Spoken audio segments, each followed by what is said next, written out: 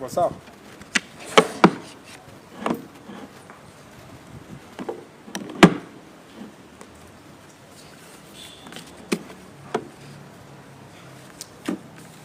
Good afternoon, everyone. Are you ready? Thank you very much. Thank you very much. I am making a statement this afternoon to update the country on the state of investigations into the chaos witnessed in parts of the country on the June 25th and July 27th of the July 7th, sorry, on the June 25th and July 7th this year. On June 25th of June, 2025 and July 7th of 2025, criminals in different parts of the country visited raw and unprecedented terror on innocent citizens, causing distress, disruption, mayhem, and untold destruction. On these 2 days, marauding gangs of looters and barefaced anarchists broke into private business in multiple parts of the country, thrusting many individuals and families into poverty. Years of hard work and sacrifice were lost in an instant, leaving hardworking Kenyans staring at losses and financial ruin. In this chaos, 42 Kenyans regrettably lost their lives and close to 600 were injured. Out of these injuries, 496 were law enforcement officers. This is unacceptable. One life lost is one too many. We mourn every life lost and extend our deepest sympathies and heartfelt condolences to the affected families. To those who suffered injuries, loss, and trauma on those 2 fateful days of sheer terror, we say poleni sana. Public facilities also bore the brunt of the destruction. The anarchists targeted police stations, government offices, vehicles, and a hospital. This disturbing trend of targeting police stations, stealing firearms and ammunition points to a coordinated attempt to subvert the state's ability to guarantee law, order, and public safety. When a police post or a station is raided or razed, it leaves the public at the mercy of dangerous criminals. It's our solemn duty as a government to ensure that citizens are safe and secure. Every Kenyan deserves the right to protection, and no one should ever attempt to usurp that duty. The violence and destruction witnessed across the country in recent weeks, however, were on a scale that has never been witnessed before. It is incumbent upon us, therefore, to nip it in the bud with the full force of the law. This is what our people expect of the government, and this is what government will and must do. Kenyans watched in disbelief as the brazen attacks on our security installations unfolded on social media and on live television. At Dagoretti Police Post, for example, the criminals stole guns and razed residential buildings housing officers and their families.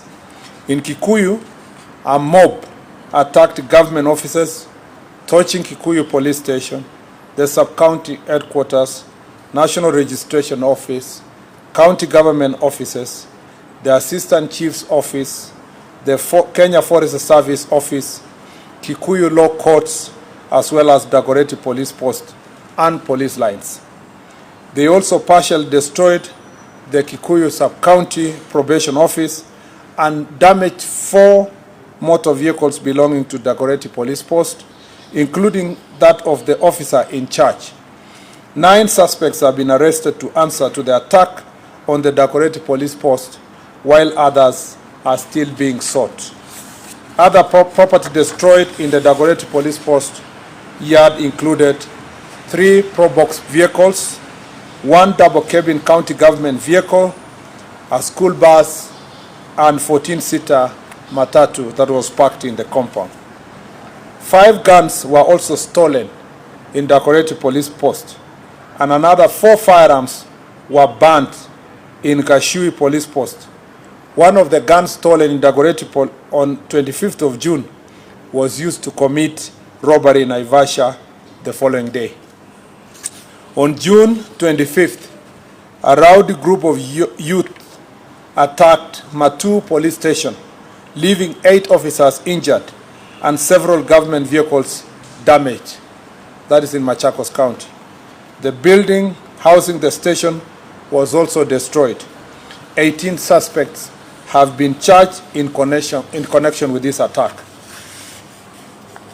In Machakos County, 66 suspects linked to torching of gas tanker along Kitui Road on 7th July have also been arrested and charged. In another shocking attack, arsonists invaded and burned Olkalau police station, killing 3 suspects who were in custody.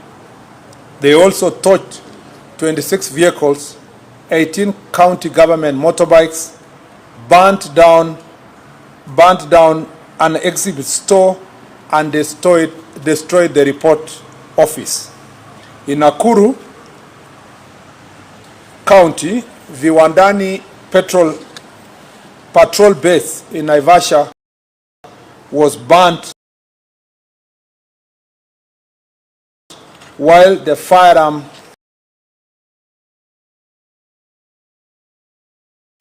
loaded with 20 rounds of ammunition was snatched by criminals in Shaurimoyo. Several other security installations across the country were attacked, leaving citizens exposed and a total of 16 police stations and police posts were burnt or destroyed on the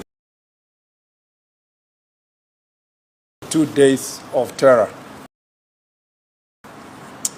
The destruction of private property.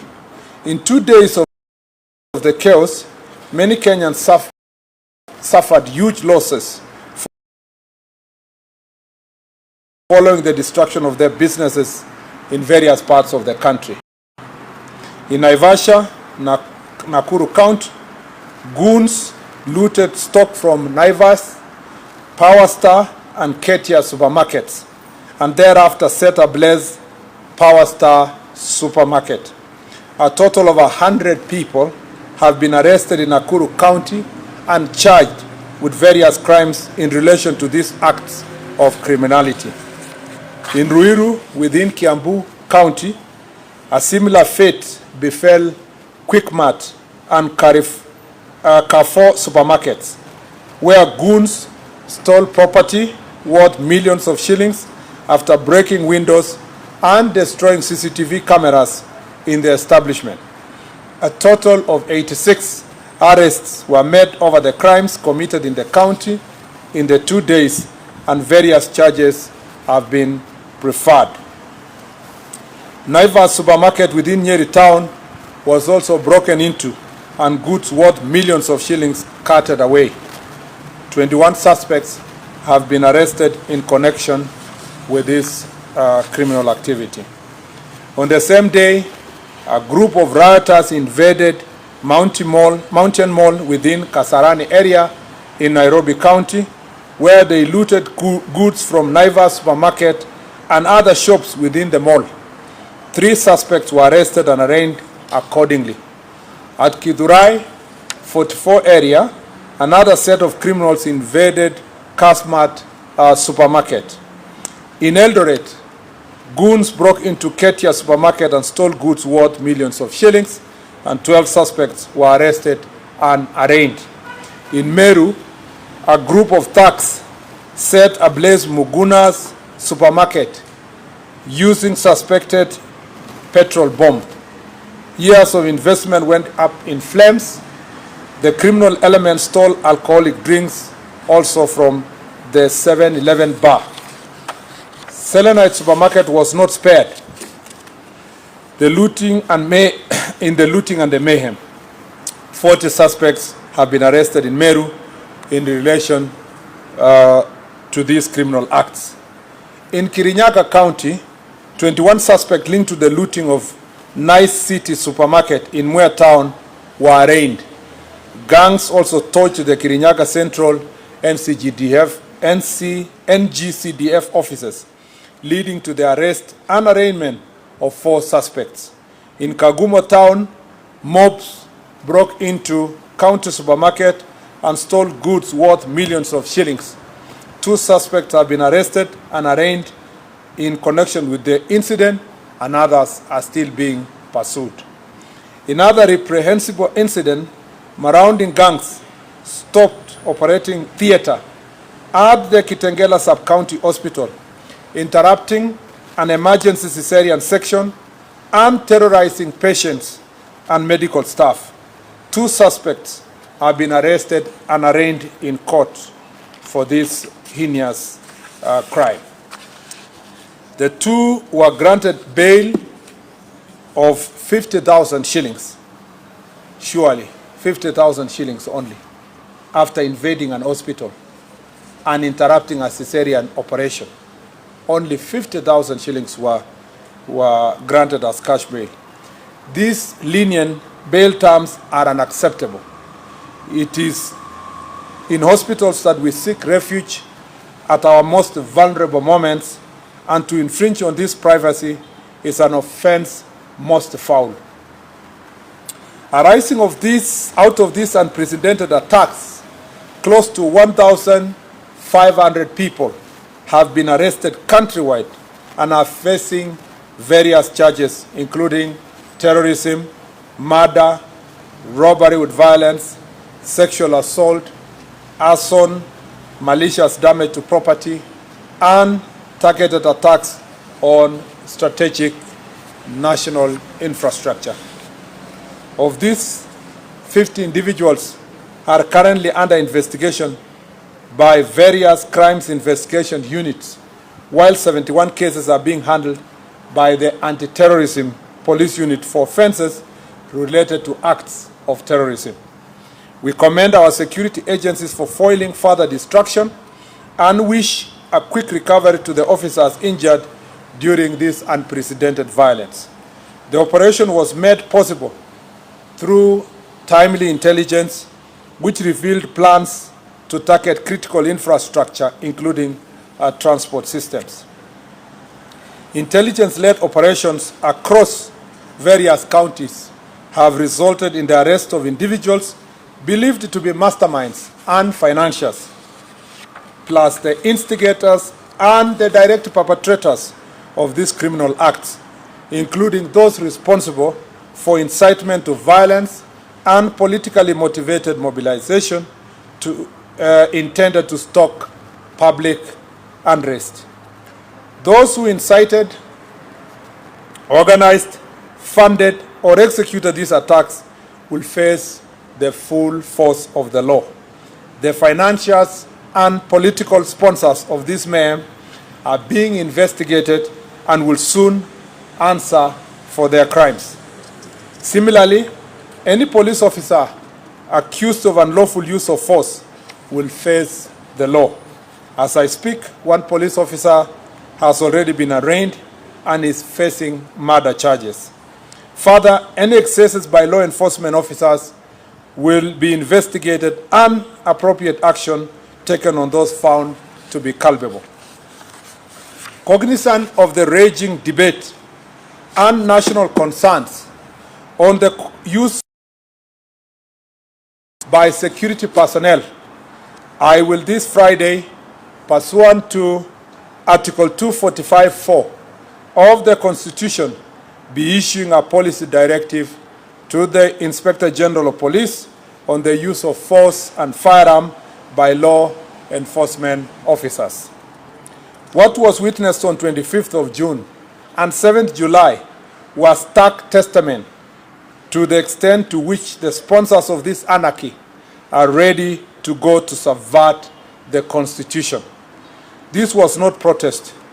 It was pure premeditated criminality, deliberate, dangerous, and deeply disturbing. The right to assemble, demonstrate, picket, march unarmed, and present petitions to authorities is guaranteed by our Constitution, and that cannot ever be taken away. Invasion of hospitals, rape, attack on ambulances, looting of businesses, forceful entry of protected areas, vandalism, erection of illegal roadblocks, and torching of government installations, including police stations and administrative offices, are vile crimes and must be treated as such. We cannot, as government and as a nation, normalize the senseless loss of lives and livelihood and the threat to peace and stability. I once again urge all citizens to reject and denounce violence. I ask all Kenyans to channel their grievances through legitimate and constitutional means and deny criminals the chance to destabilize our great country. To the financiers, organizers, executors, take note. This reign of terror against the people of Kenya and the impunity of criminal gangs must come to an end at whatever cost. Asante sana, and God bless Kenya. Thank you very much. I assume there is no questions. My statement is very clear, and I do not intend to take questions today. Yeah? Asante sana. God bless you. Do you must ask a question? Okay, I'll take only 3 then. And must include one lady. Thank you so much, CS. Even as you talk about policy and the use of firearms, there has been concern about the operation security officers use during riots and demonstrations. For instance, there has been incidences where civilian officers and civilians use very heavy firearms, and some of them are wounded, and some of them are also using civilian registration number plates for vehicles, the so-called Subarus. Is this particular policy also going to inform or address these concerns? Because in some instances, and especially from the human rights group, they are labeling this squad as the killer squad. And this also has been voiced and reiterated by the opposition, led by the former deputy president, Rigathi Gachagua, who says there is 101 units.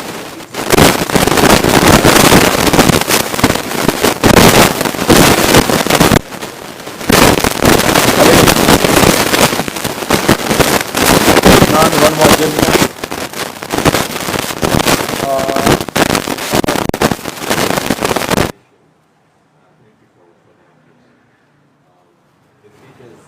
I'd like to have a clarification if it's for both the protests, 23.7.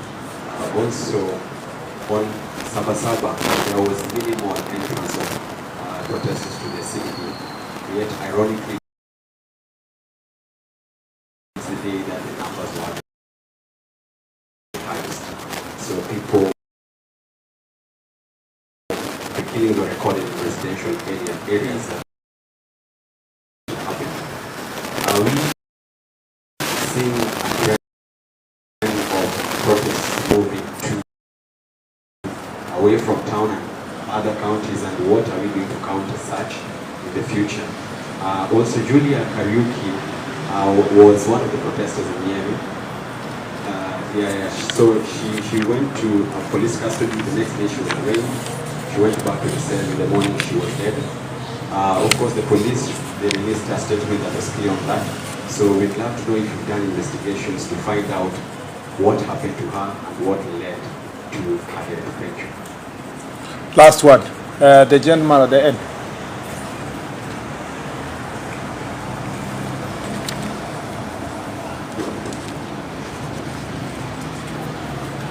there were reports that foreigners were involved in the case.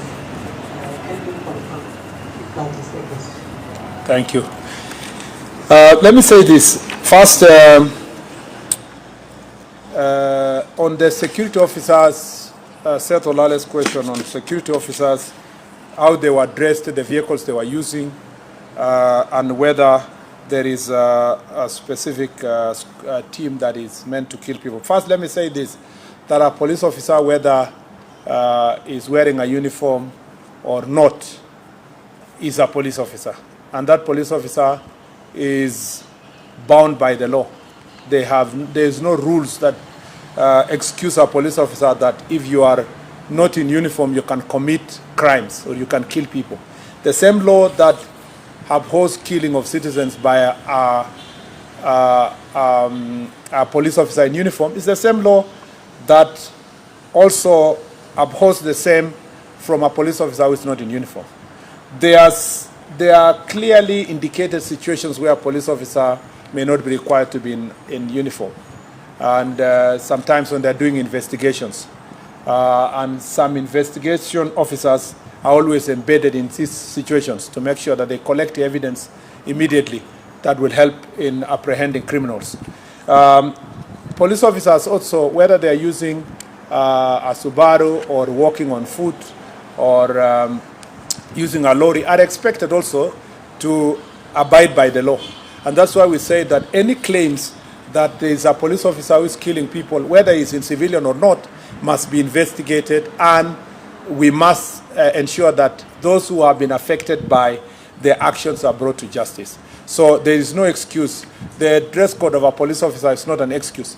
In fact, a police officer who sleeps in his house and there is an emergency and he needs to rescue a citizen does not need to wear a uniform. Just wake up and go and rescue, and then do what you need to do as a police officer. Then the rest is, the uniform is just for identification, when you need identification. So the point here I want to make here is that all cases of excesses reported will be investigated equally. Number two is to say that there is no non-police squad that is involved in killing people, at least not in this administration, and not that the cabinet secretary is aware of. It would be unconstitutional and illegal to establish a squad anywhere in Kenya to kill people. All the squads, all the police formations and units in the Republic are intended to protect people, not to kill people. Their responsibility is to protect the citizens of Kenya. On the question of numbers, the 42 are for the 2 days, on the 25th of June and 7th of July. On the 25th, the numbers recorded, and official recorded by National Police Service, is 17. On the 7th, it was 25. And a good question is, how come even after we have blocked the city, the access to the city, more people died? You see, the criminal activities were happening all over the country. And in that situation, banning of supermarkets, invasion of police stations. In fact, more police stations were invaded outside the city than in the city.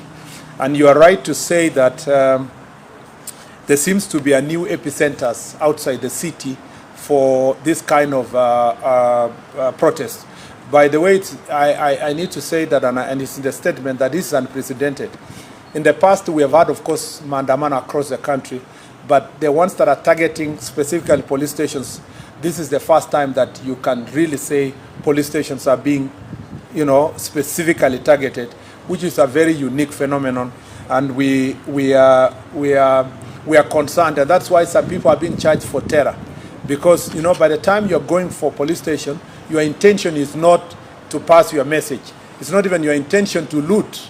Your intention actually is to undermine the institutions of democracy and peace and security with an intention of raining terror to the people of Kenya, so that then you leave them exposed and you instill fear on the citizens that there is no constitutional government in place, and therefore citizens are on their own and they can, have to protect themselves or, from harm, or sometimes also attack other citizens. So at that point, that's why we take seriously the question of terrorism linked to these charges, which has been, it's a subject of debate. It's of course in court, but as a matter of fact, those who read the law should read the Anti-Terror Act and will realize that acts of terrorism include what we witnessed on 25th and 7th of this July.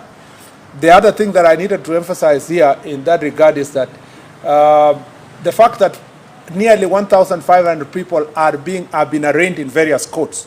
And we must thank our courts because they have been cooperative in most of the instances to make sure that we get also relevant time for investigation and so forth. You will realize that this administration means business and the National Police Service means business when we told the public that people will be held into account. I look forward to successful prosecutions and convictions so that the people of Kenya can begin to separate the wheat from the chaff, and so that we can start knowing, separating those who are exercising Article 37 rights in the Constitution and those who are intended in violence. And then, hopefully, then going forward, after we weed out all these criminal acts and they get severe convictions and punishment, Kenyans will go back, criminals will now leave citizens who want to exercise Article 37 of the Constitution to come to the streets, and the police will be escorting them as they do their protests peacefully. That is what we are looking forward to. And as I've said before, and I wish to emphasize, that my dream is to see a country where peaceful demonstrators in their thousands are walking in the streets, carrying their pamphlets and regalia and paraphernalia, and being escorted by police officers, marching through defined routes and within designed areas, and with time that has been allocated, and in the evening shake hands with the police officers, and everybody goes home without harming the citizens of this country. That is really what is promised by Article 37 of the Constitution, and we hope we can reach there as a nation. The last question was the investigation in Nyeri and other parts. For those who have been injured, as I've said, investigations are ongoing, and we have demonstrated in the recent past that where there is transgression, even in the part of ourselves or even our police officers, we do not take sides. We will make sure that independent investigation take place, and those who are found culpable are brought to justice. And on the presence of foreigners, at the moment we have not, we are yet to deal with that issue fully, but it is true. There is some information that some foreigners who are operating in the city, some of them are involved in various criminal activities, including muggings, including sometimes acts of hooliganism in this town. But the ones who are linked directly to the protest, we will have to look at those who have been charged. And specifically, you see, I have to consult the DCI, and I don't want to consult him here to see if he has arraigned some of those people. But it is true that there are some foreigners in our city who have been involved in the past in various criminal activities. And should we find them also involved in the looting and the destruction that has happened, we'll make sure that they are brought to justice. Asanteni sana. God bless you.